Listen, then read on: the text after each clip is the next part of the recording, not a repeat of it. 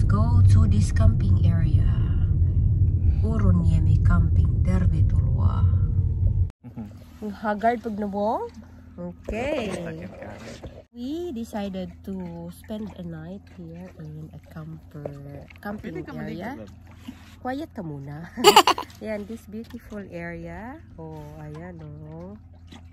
Hi, Betko. So, kailangan natin ng matutulugan. I mean, we have a tent and we can sleep inside the car if you want to, but of course we need a bathroom where we can change clothes and do, you know, stuff. So we paid here one night for the place. Not bad. It's 25 euro per night. Yan, and then you can swim. This is the life of a traveler. Okay? Diba? So doon yung place namin. Pwede kami magluto doon. Oh, may mga campers din doon, mga kapitbahay namin. Oh, it's really nice. Sulit. Relaxing. Clean water. It's an ocean. Yeah. So you can also book a room if you want to.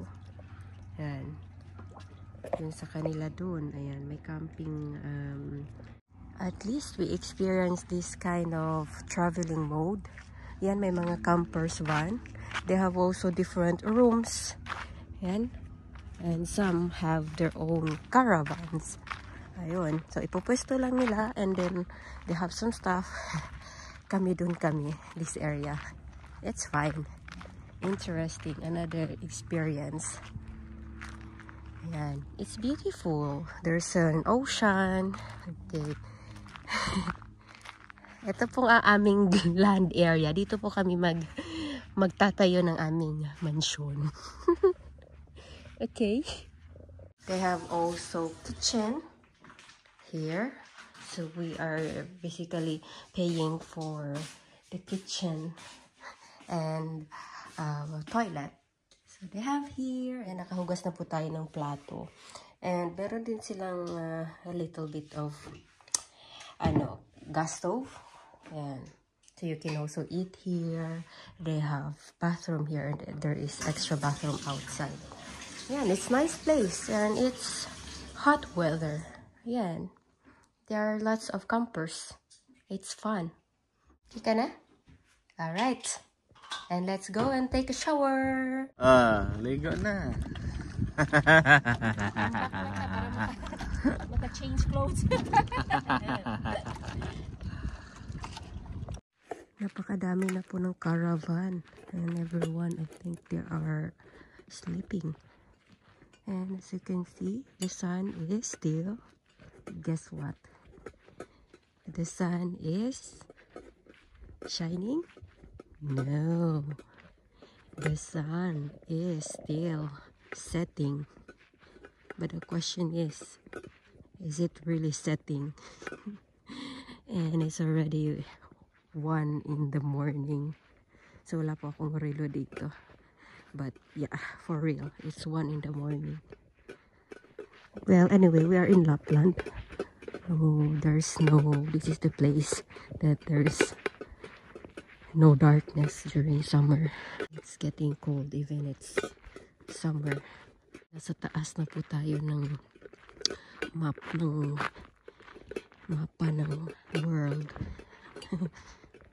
Okay, getting ready to sleep soon and wake up again to fix our home before we go to the other side of the world. Yeah, may mga tent. Good morning. It's already 7 in the morning and we are heading to Ivalo. Meron po kaming appointment, quick appointment sa Ivalo. Yan, meron niyang mapa. Let's wait for that. Oh, baka makakita kami ng bear. Hello, bear! Bear, ang ganda. Ang ganda-ganda ng place. Wow! Mashallah.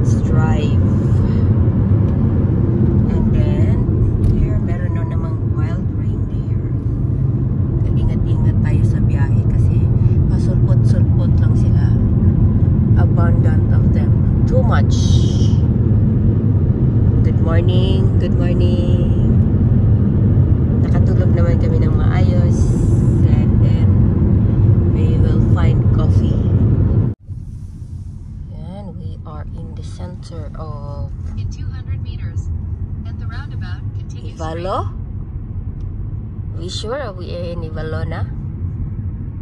Yes, it is. Mga Ivalo. Ayun namin, Ivalo. Ano yan? Solar? Satellite? Oh, dito naman, heading to Rovanin. Good morning! We are here in Ivalo and this is our third gas up. And this is our fourth day of the journey. Anyway, there's a name, Ivalo. Okay. Ano yan?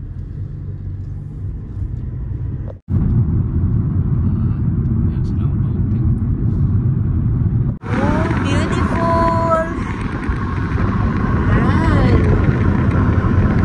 More videos are coming soon to share our experience in this very exciting journey.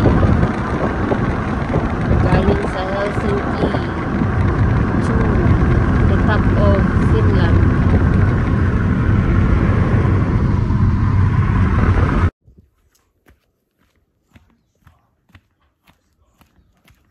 Bear.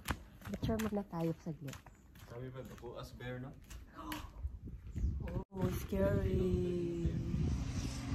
Bear shop. Yan, oh. So, ganito kalaki yung mga bear here. Tingnan natin, makakita tayo ng real ones. Picture. Landscape. Landscape. Napagkaan din nila ka. May bear. Isunod pa ang ulo. Ang laki mo dong. Mama bear.